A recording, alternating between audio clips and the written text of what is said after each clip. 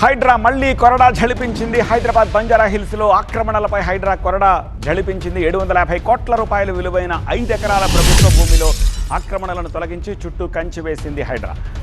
Banjara hills road number 10లో ఉన్న స్థలంపై కొన్నాళ్లుగా వివాదం నడుస్తోంది. ఫేక్ సర్వే నెంబర్ సృష్టించి ప్రభుత్వ భూమిలో పాగా వేశారు పార్థసారథి.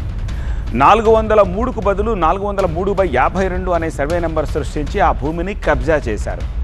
అన్రిజిస్టర్డ్ సేల్ డీడ్ తోటి 5 ఎకరాల భూమి తనదని చెప్పుకుంటున్నారు పార్థసారథి. రికార్డులు పరిశీలించి ప్రభుత్వ భూమిగా నిర్ధారించుకున్న హైడ్రా ఆక్రమణలను కూల్చేసి ప్రభుత్వ భూమిగా పేర్కొంటూ బోర్డులు పెట్టింది. గతంలోనే పార్థసారథిపై బంజారా హిల్స్ పిఎస్లో 4 క్రిమినల్ కేసులు కూడా ఉన్నాయి. ఇప్పుడు హైడ్రా ఎంట్రీతో తిరిగి ప్రభుత్వ ఆధీనంలోకి వచ్చింది ఈ భూమి కోసం పెద్ద పోరాటమే చేయాల్సి వచ్చింది. ఈ 5 ఎకరాల్లో 1.20 ఎకరాలను గతంలో జలమండలికి కేటాయించింది ప్రభుత్వం.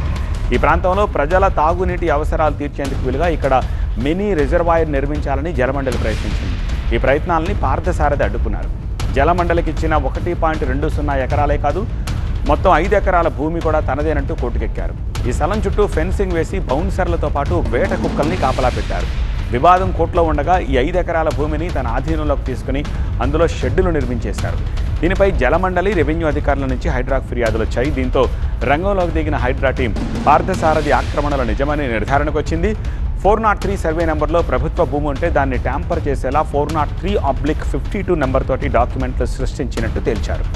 అన్రిజిస్టర్డ్ సేల్ డీడ్ తోటి 5 ఎకరాల ప్రభుత్వ భూమి తనదంటూ పార్థసారథి క్లెయిమ్ చేస్తున్నట్టు గుర్తించాక ఇవాళ కూల్చివేతలు మొదలెట్టేశారు. షేక్పేట రెవెన్యూ అధికారుల లేఖ మేరకు భారీ బందోబస్తు మధ్య ఆక్రమణలను తొలగించారు. మొత్తం 5 ఎకరాల చుట్టూ ఫెన్సింగ్ వేసి ప్రభుత్వ భూమిగా పేర్కొంటూ బోర్డులను కూడా ఏర్పాటు చేశారు హైడ్రా సిబ్బంది.